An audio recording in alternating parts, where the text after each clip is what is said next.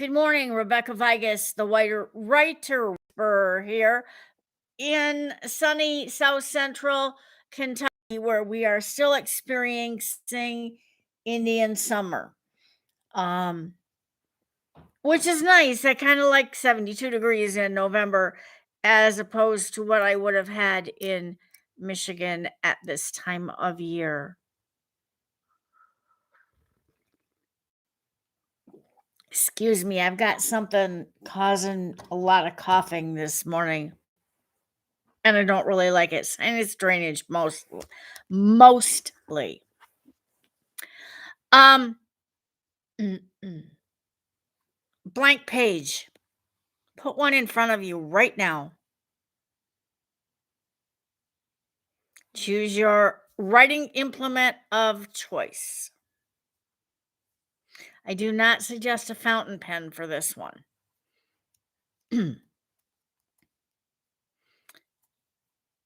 Seriously, this is what I want you to do.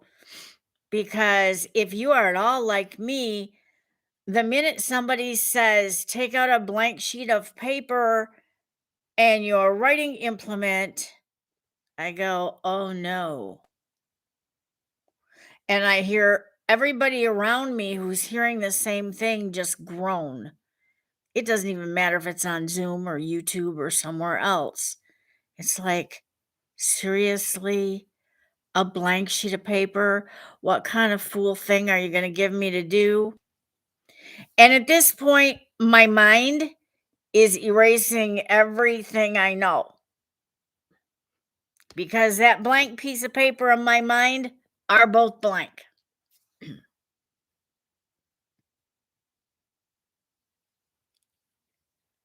And that's scary to me.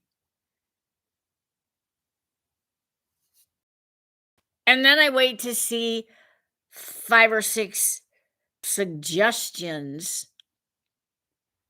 on the wall and on the chalkboard, and I get to pick one. And I'm looking at him going, really? Like, I want to write any of this? Really? And I look again and I'm going, oh, Lord, help me.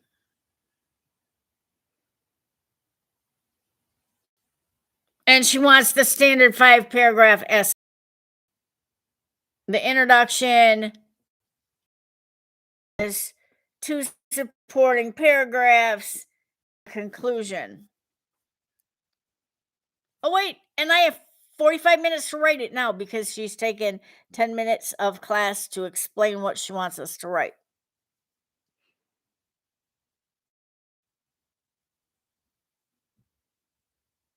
And you see this blank space here? That's what the inside of my brain looks like.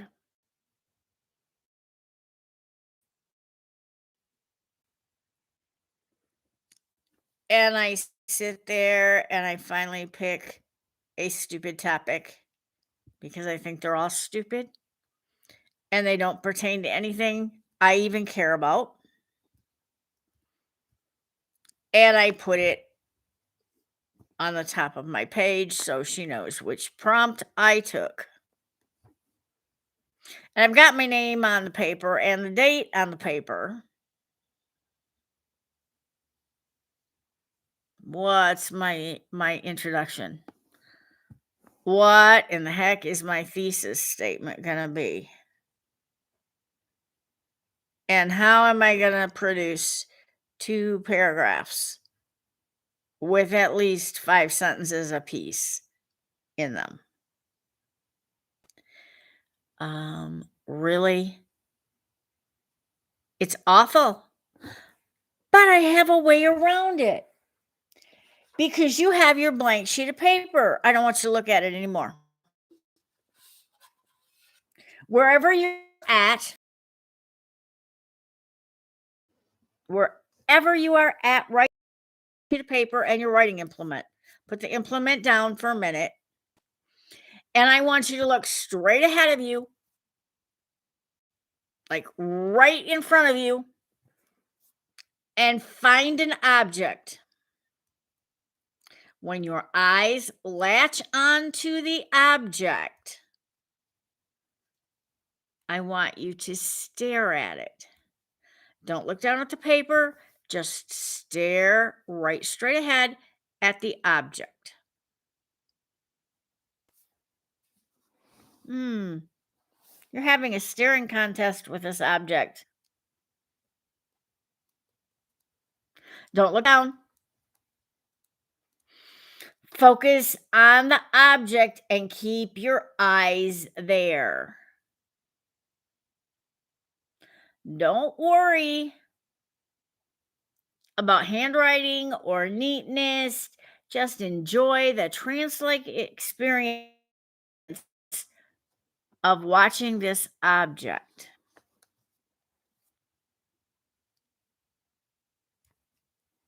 Slowly pick up your writing implement. Do not look down to do it. Just pick it up. Put your hand on the paper. You're still staring. You have not stopped staring. And you're going to write, I see. And then whatever it is you see. What are you staring at? Describe it in great detail. I'm staring at, I see a tall pedestal plant stand. It's a dark brown. It looks antique. On it sits a huge Christmas cactus, and I am talking huge. It has a blue water bulb coming out of it where the owner periodically puts water and lets it drain into the cactus. Oh, wait. There's a bloom and it's pink and it's in full bloom. And I hadn't even noticed there were buds, but I can see another pink bud a little closer that is getting ready to bloom. Later today, I'm going to have to count the buds. It was loaded last year. Must have had 150 blooms last year. I know there were 50 the first time it bloomed. And then the second time it bloomed, there were at least that many. And the third time it bloomed, probably only 8 or 10. I think the cactus is confused. It started blooming in November last year, and it bloomed almost all the way to February.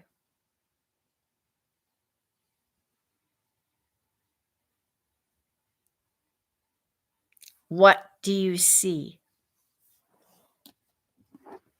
Okay, that was your writing prompt for today. But then because it's Bonnie Neubauer, there is always a take the next step. You can put your pens down unless you're on a roll and then just keep going and just listen, because you can always go back and get the next step from below the video.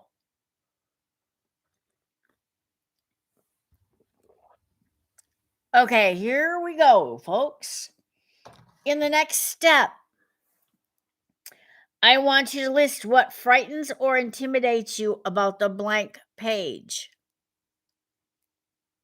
Whoa, that could be a whole host of things.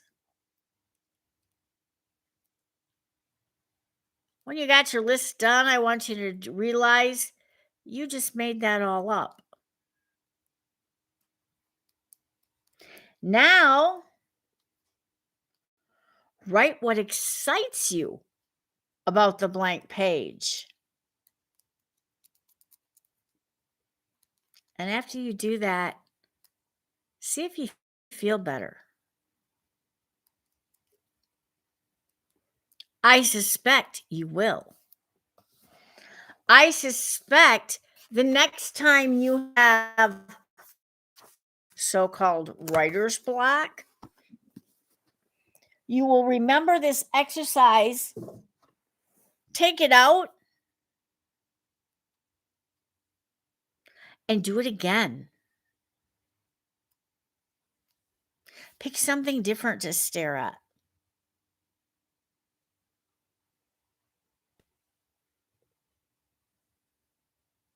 But just look straight ahead while you're writing. No one cares if you spell it wrong. No one cares if it goes up and down and doesn't follow the lines. That's not what we're looking for.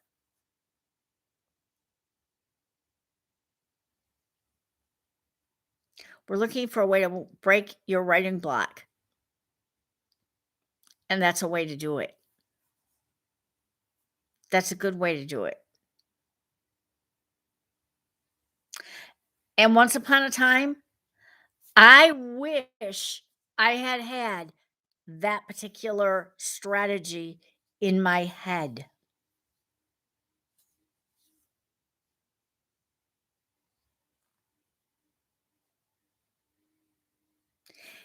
If that strategy had been in my head, every time a teacher said, take out a blank sheet of paper, today we're going to write. And the whole class groaned. It was like one collective groan.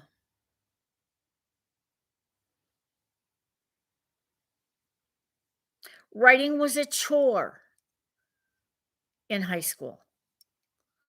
It was not a pleasure task.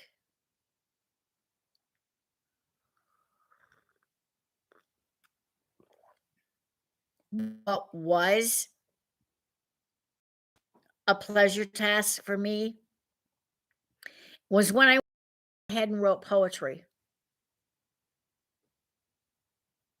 I found that pleasurable.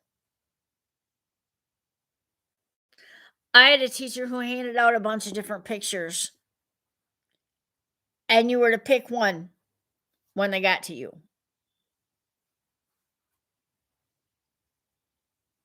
Okay, that's all well and good. I picked my picture. I knew what I was going to write about. It was staring right in front of me. That's always a good thing.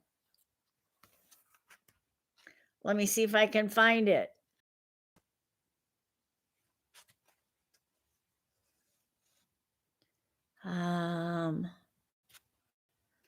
Can't be too far along in there.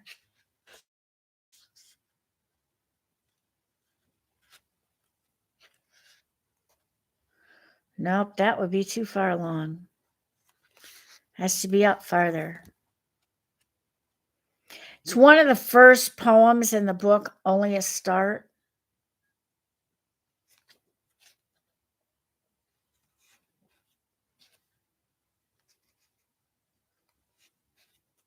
And I know that because once I graduated high school, that wasn't something that happened. There it is.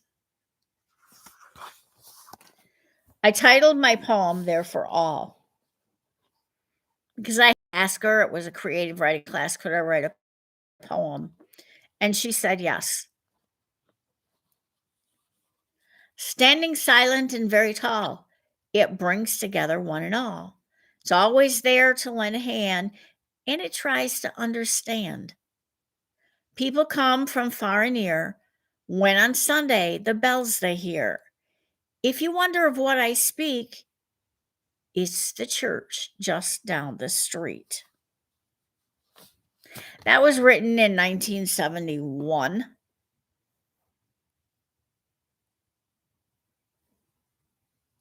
Churches can't understand anything. It's the people inside them that do. And I'm well aware of that.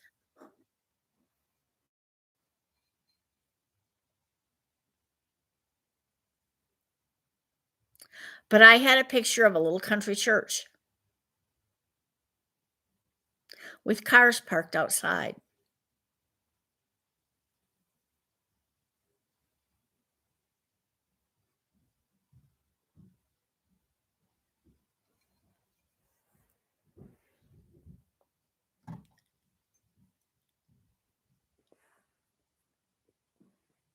And that's what I knew.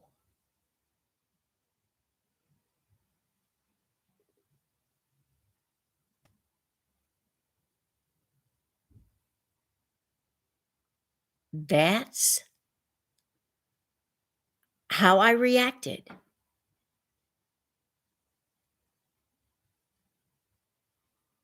In 1971.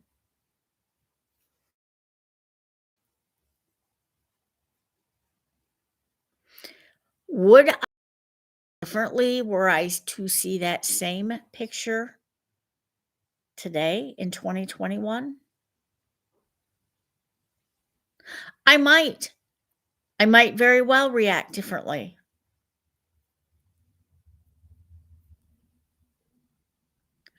The likelihood of my seeing that picture again ever are slim and none, and Slim's headed out the back door.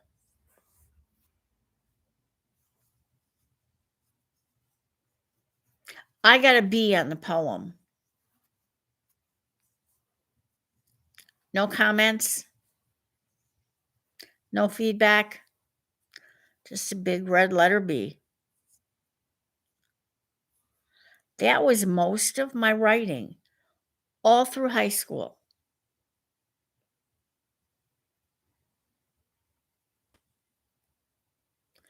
Very little feedback.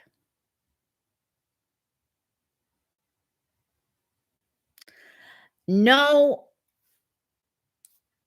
comment for creativity or thoughtfulness or anything. Occasionally, there'd be a grammatical error, and that would be pointed out to me in red.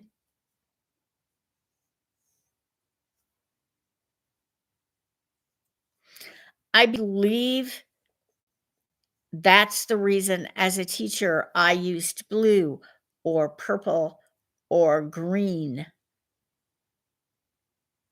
when I graded writing assignments.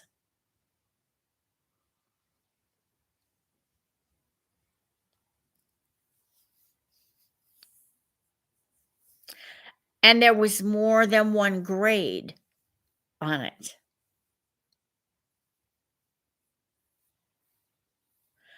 There was a grade for sticking to the correct format. There was a grade for grammar. There was a grade for content.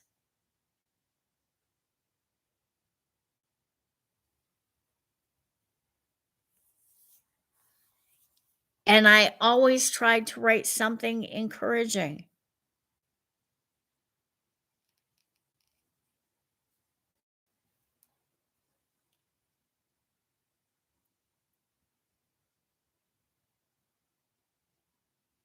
Writing is subjective.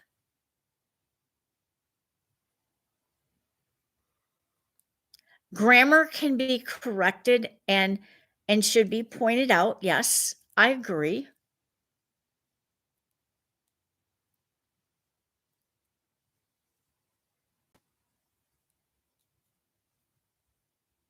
Continuity needs to be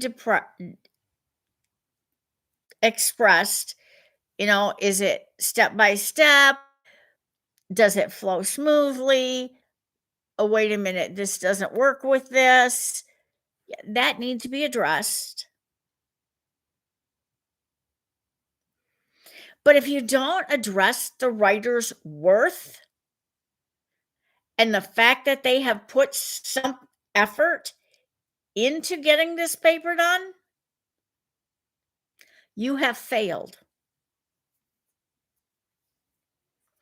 And most of my high school teachers failed.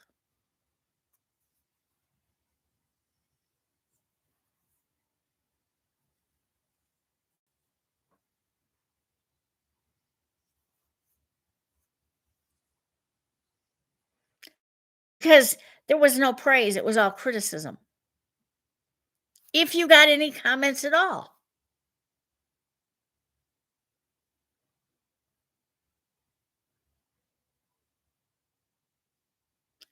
that's wrong, that's bad and wrong, that's failing. And it's the reason students hate to write. Because when you put something on paper and you express yourself, you're giving up a part of you.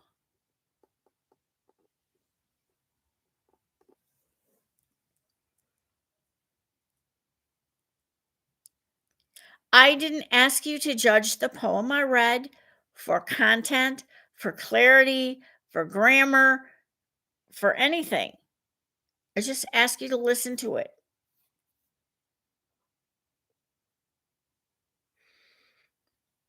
And I didn't tell you until afterwards that the picture I had was a little country church with cars around it.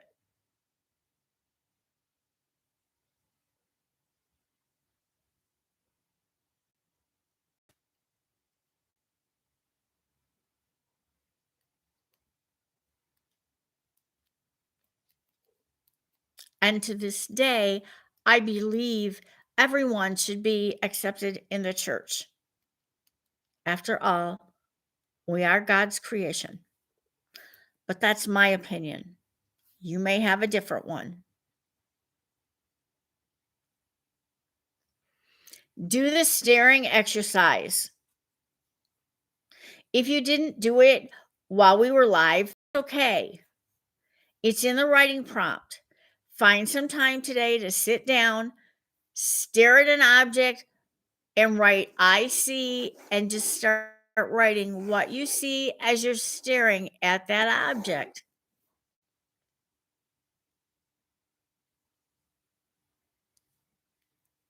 Then write your fears or intimidations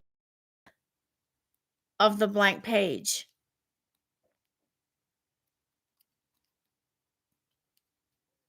Then write what excites you about the blank page.